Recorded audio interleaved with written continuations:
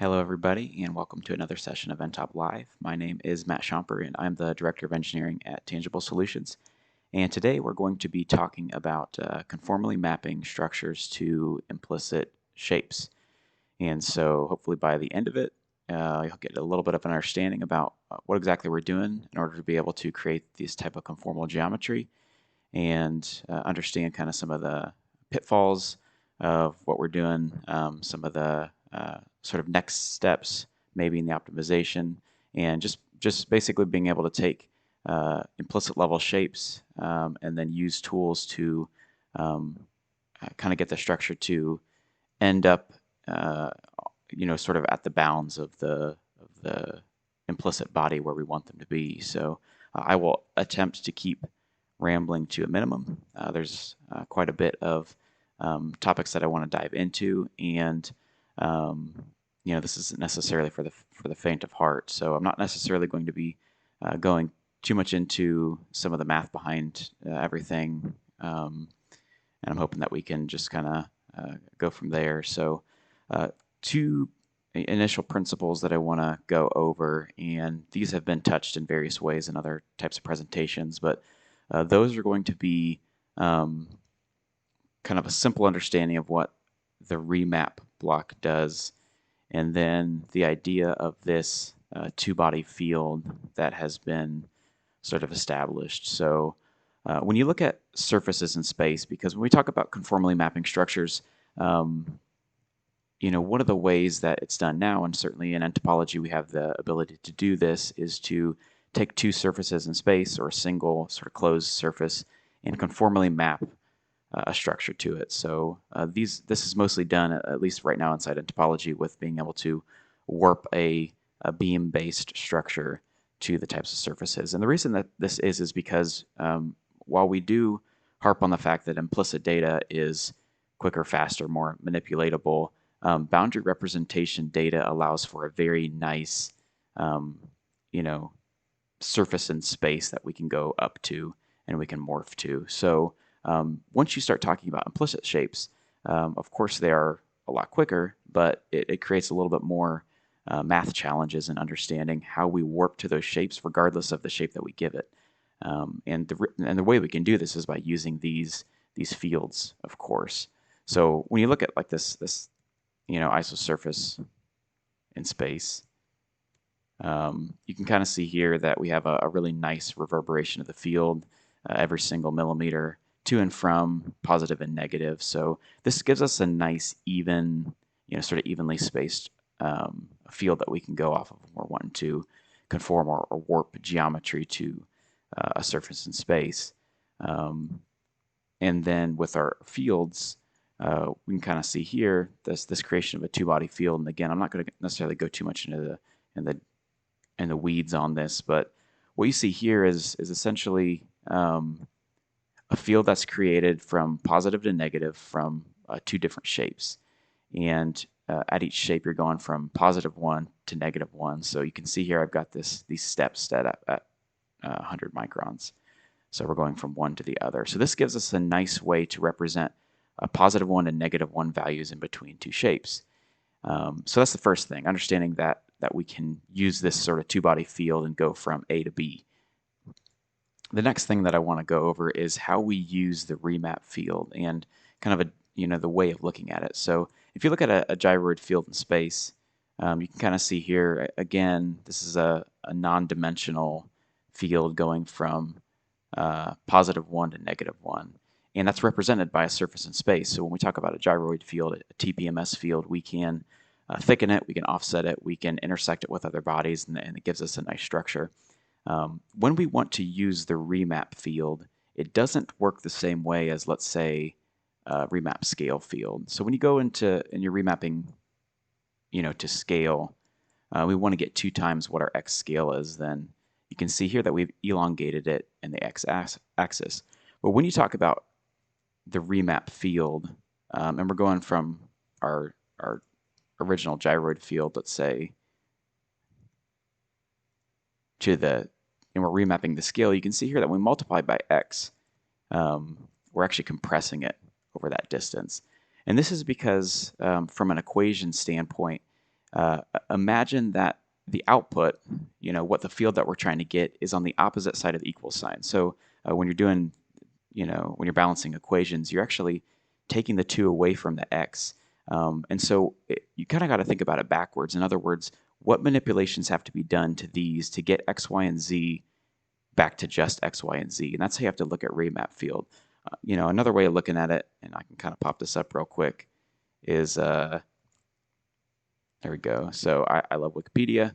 When we talk about going from cylindrical or from Cartesian to cylindrical coordinate systems, you can see here that we're looking at the x and the y, and then what our polar coordinates are.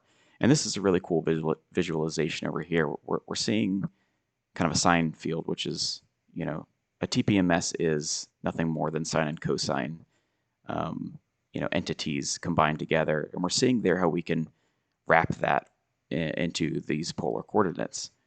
So going back to here, again, and the remap, we have this remap cylindrical field as well. So here's our gyroid field again, our standard. We're going to remap our x values to r using our square root of x squared plus r squared. So you can see here that, we're getting this circular shape.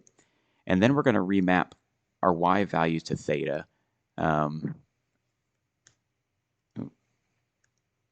what we're doing here is we're actually going around, in degrees now, from 0 to 180 and 0 to negative 180. So the culmination of those two things is that we take our gyroid field and we remap it cylindrically. So again, understanding working in fields and then how we manipulate those using the remap field is very important. So I kind of wanted to go through that as a really quick basis before we hopped into other things. So let's go back to this two-body field. You understand that going from one entity to the other entity gives us this really nice even A to B, -1 to +1, with a sort of defined 0 point that's at the midpoint between each of those bodies. And so what I wanted to be able to do is take that idea and create what's called a single implicit two-body field. So what we're going to do here is go through what makes this kind of special. And this is by no means the only way to sort of do this. This was just the idea that I had in my head for being able to accomplish this. So we're going to look at this two-body field, and this two-body field is just a sphere. So we're taking this sphere field in space, and what we're doing is we're creating that that +1 to -1. So you can see here I've chosen this principal vector of y. So we're going to be essentially looking at that two-body field across the y-axis. So I'm going from +1 over here, +1 to -1, and where those values are right where my surfaces of my sphere are. So you can see here, I'm able to map and morph those values now between a +1 and -1.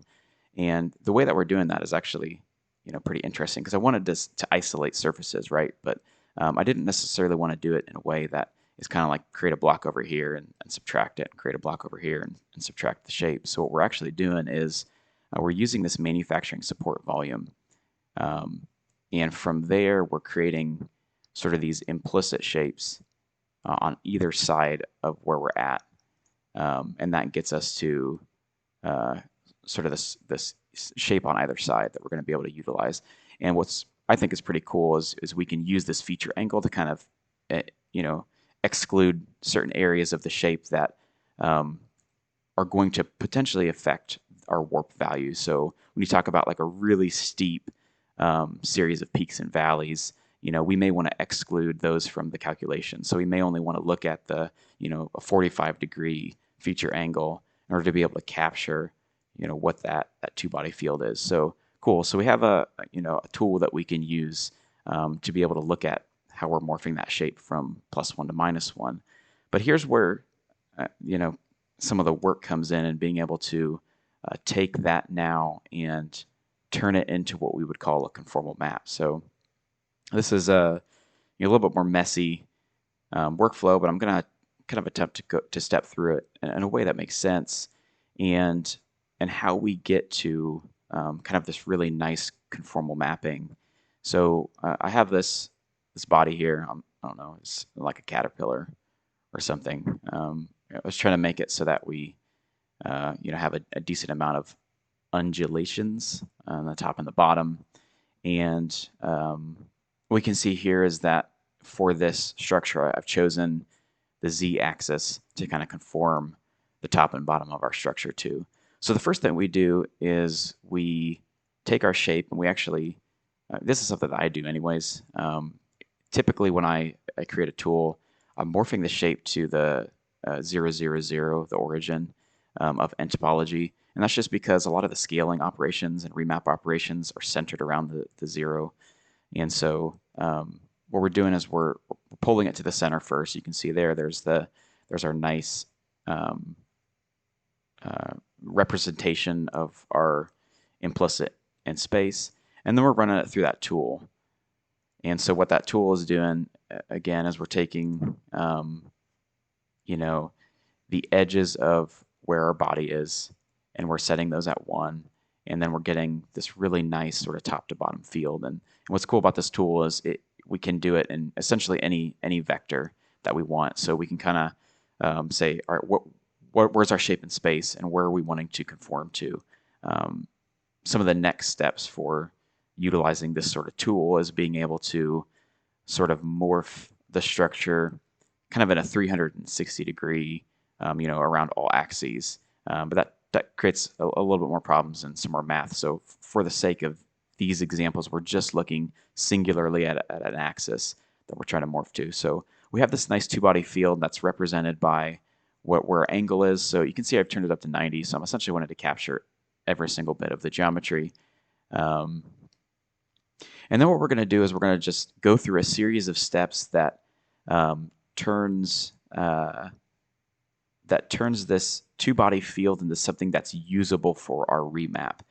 And one of the things that I want to be able to go through is some of the rationale behind why we go through these fields. So what we're going to do first is we're going to use the absolute function, and that just takes our negative values and flips them to positive. So now instead of going from -1 to +1, we're going from +1 to +1. And one of the things that I noticed that is pretty common once you start getting to, especially into structures where there's a lot of highs and lows, very extreme changes, is we can see here in our gradient that there's different areas of compression. So we have some tighter areas of compression over here, some wider areas over here, and it's not necessarily even. So I struggled with this at the very beginning because when you're talking about compensation for these morph values, there are some things that we can do to sort of what we call normalize the gradient and sort of prevent this sort of stretching. One of the coolest and most simplistic ways is when you look at like an exponential function, or I guess any power-based function, x squared, x cubed, those sort of start smaller and then ramp up into infinity. So what we're actually doing here is we're going to take the our field here and we're going to run it through some sort of an exponential function. And what we're able to do here is we're able to relax or compress the field kind of in the way that we want it to go. And what this allows us to do, and you can see down later in the morph, is allows us to control exactly how we're morphing the structure. Since structures can come in, or since shapes can come in and kind of be a little bit crazy, what we're going to be able to do with this dynamic control is sort of relax and compress that gradient into to be exactly what we want it to be. And we'll be able to see later on what that does for us.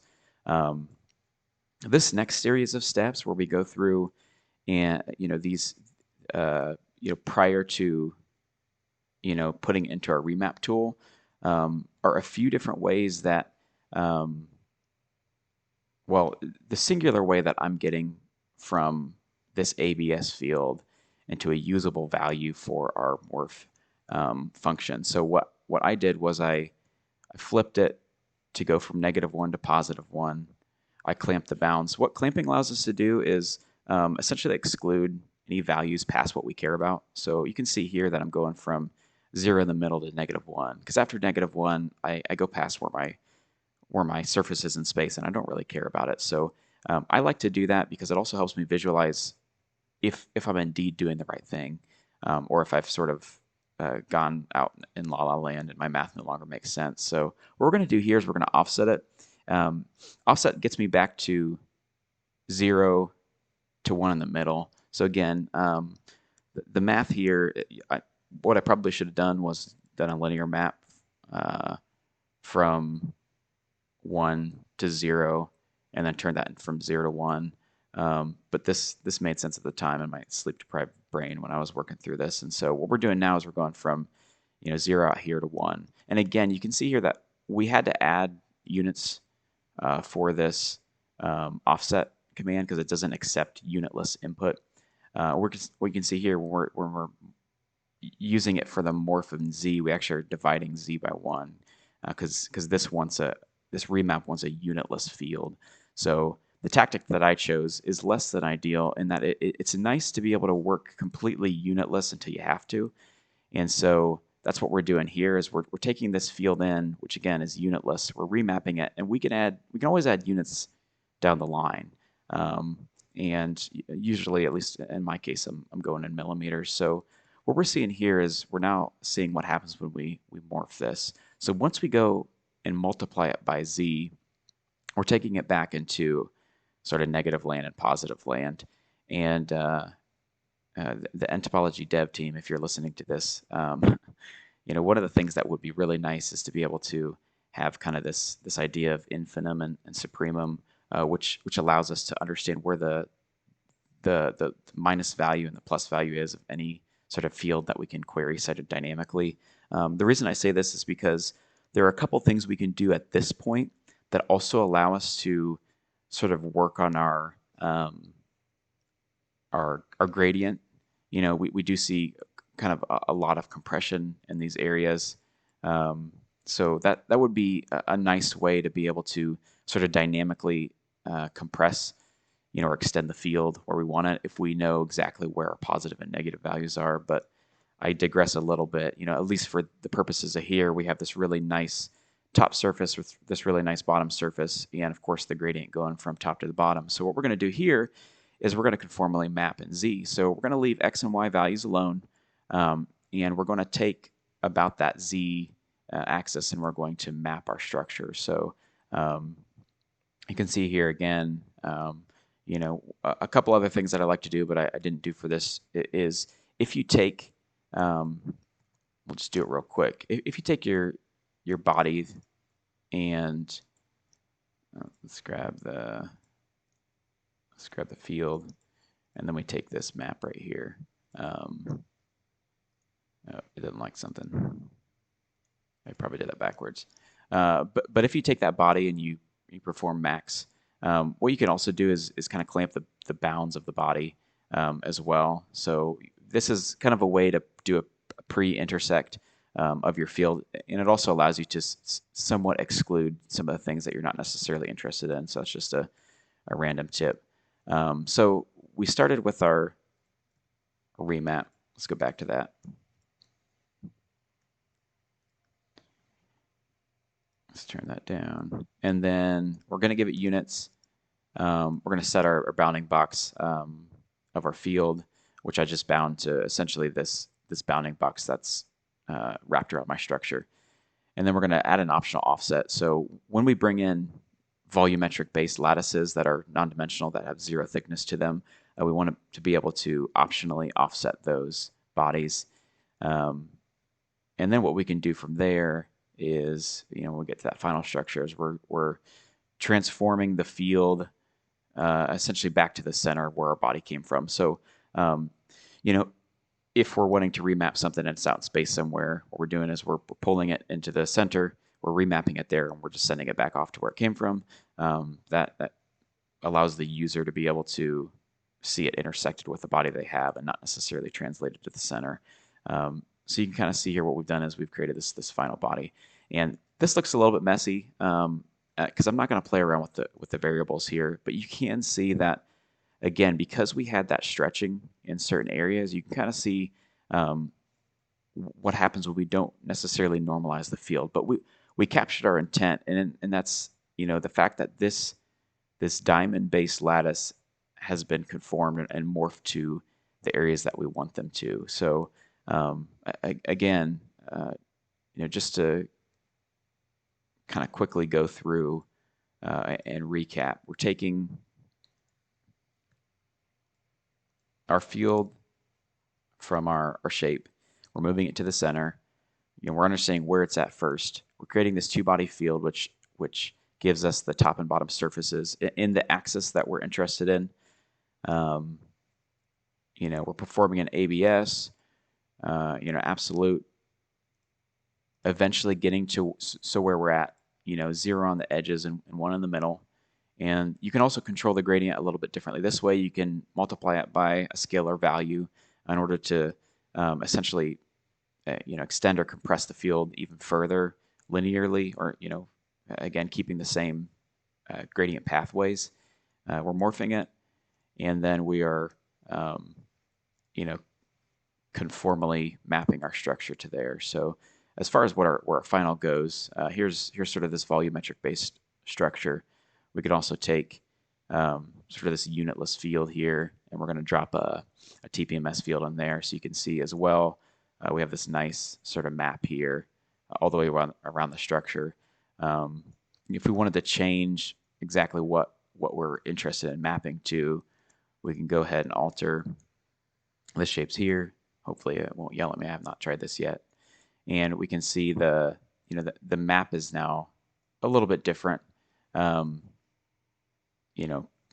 We've essentially changed what we're attempting to morph around. The inputs matter as well, and I'm going to go through that next when we start looking at some other geometry that we're interested in. So back to this guy. I'm going to go to test body 1. It's a little more simple. So this is our TPMS field, and when you're talking about being able to morph to these ends, what's really cool about this workflow is we can use this morph regardless of the input structure. So if we wanted to take a pre-morphed or pre-remapped field and input it into the structure, we have the ability to do that. What I'll essentially say to there, because we're talking about morphing a structure, one of the things we have to be careful of is where our gradients are in space. So you have to be really comfortable with like being able to not visualize your structure except for a slice in 2D space using that field viewer.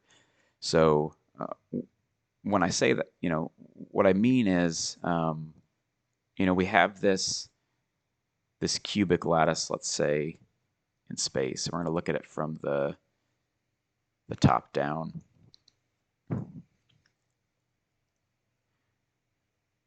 So here's our cubic lattice in space, and we're wanting to remap that, let's say cylindrically. So let's say we want to conform a structure to the shape that we have, but we also want it to, also be doing something different.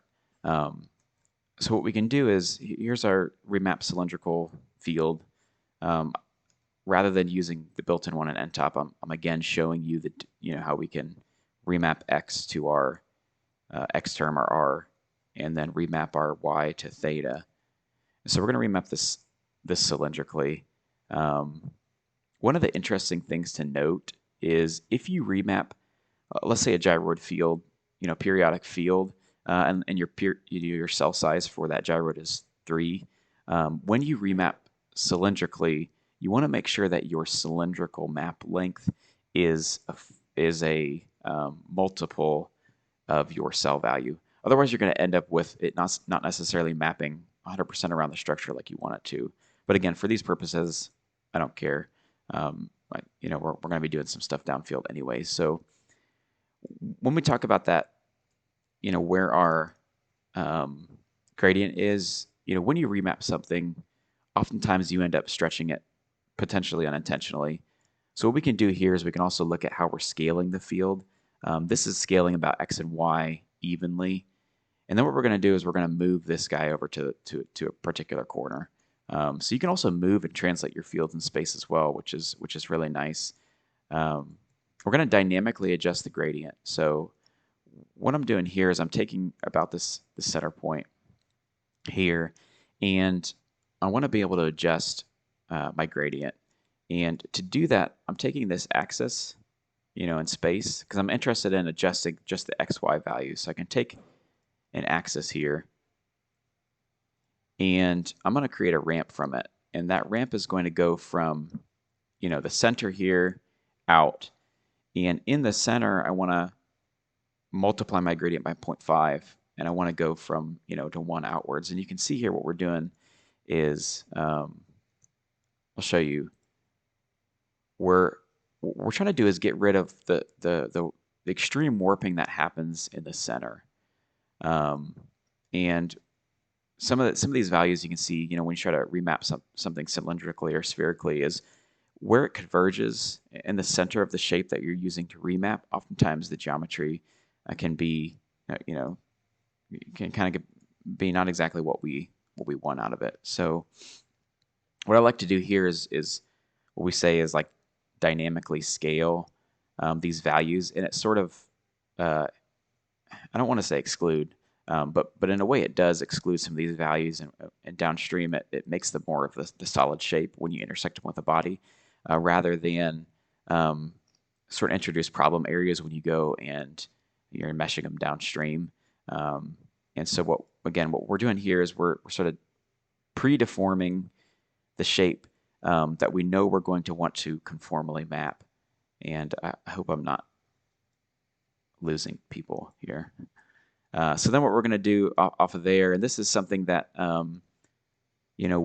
there are tools behind, as well, and I built my own tool, but again, I'm showing you what we're doing here as an example. So what we're actually going to do is we're going to take this adjusted gradient field, and we're gonna get the vector field, which I've talked about this before, but this is essentially we're looking at the derivative of the field in space. So if you look at the on a 2D plot, when you're looking at a curve in x and y, at any one of those points you can find its derivative, which is essentially the slope of the curve at that spot.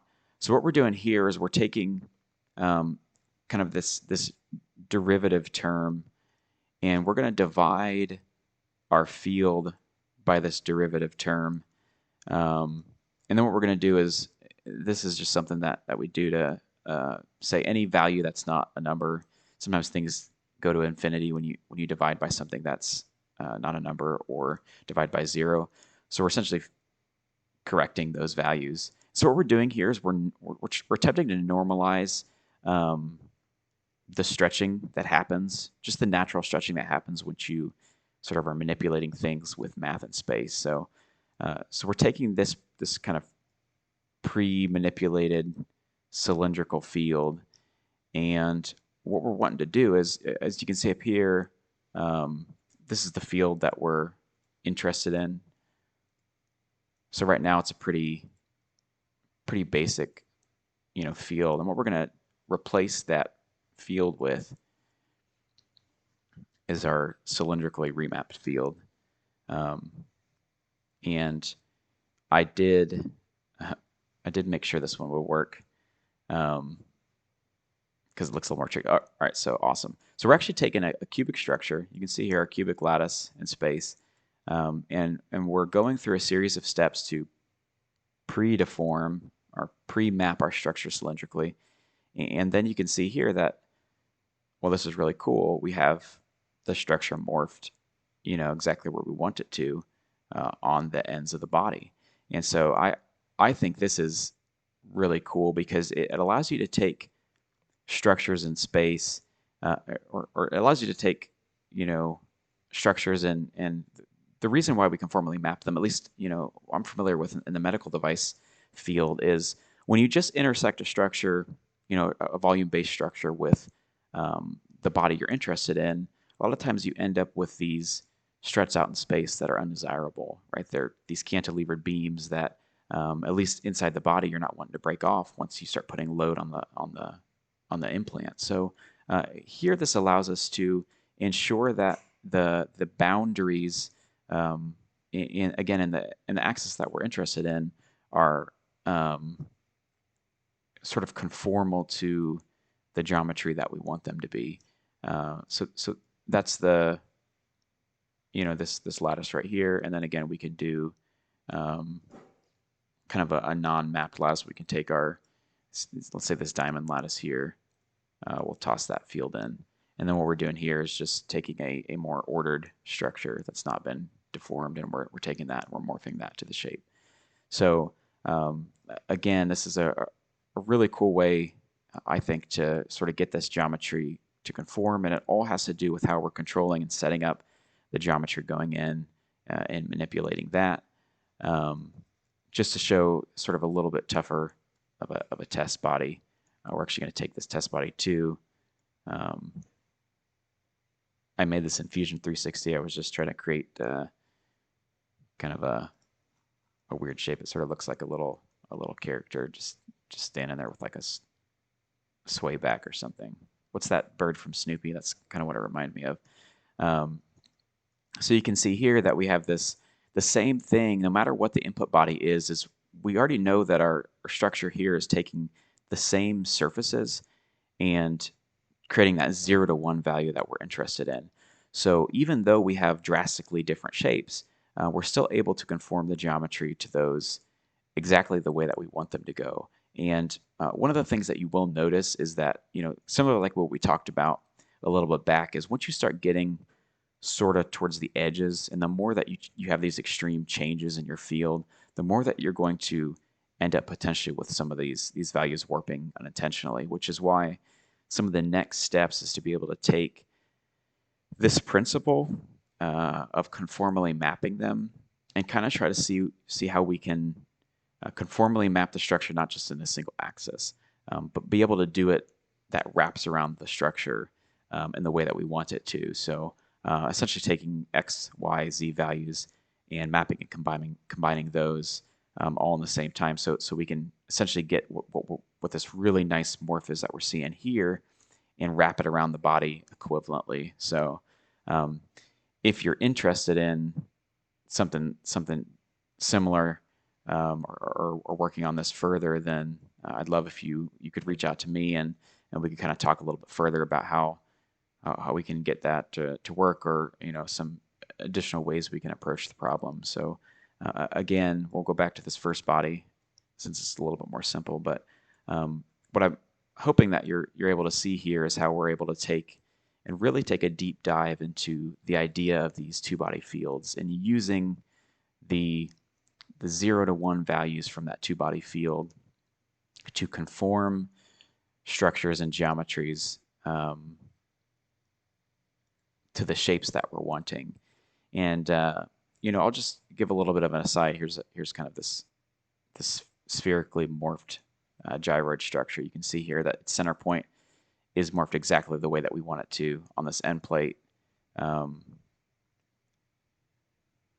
how we get this really cool structural mapping that again is still remaining true to the original spherically mapped field that we have as an input.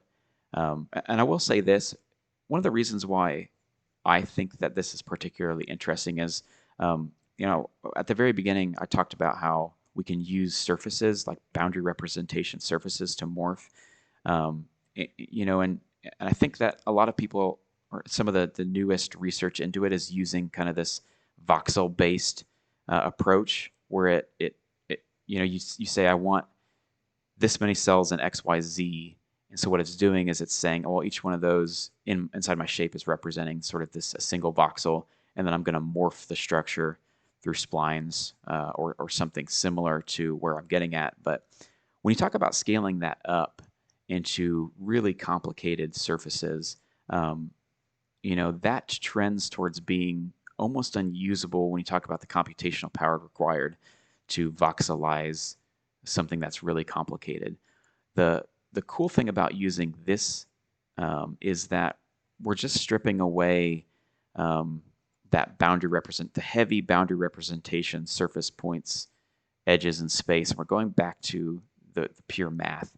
And we know, based on what we see in topology, that the math just works, and the math is fast, and the math gets us exactly what we want. So I do hope that you guys were able to see through this presentation how we can conformally map the structures that we're interested in into the shapes that we want, you know, with respect to an axis, and being able to utilize the control of our gradients in our fields in order to make that happen.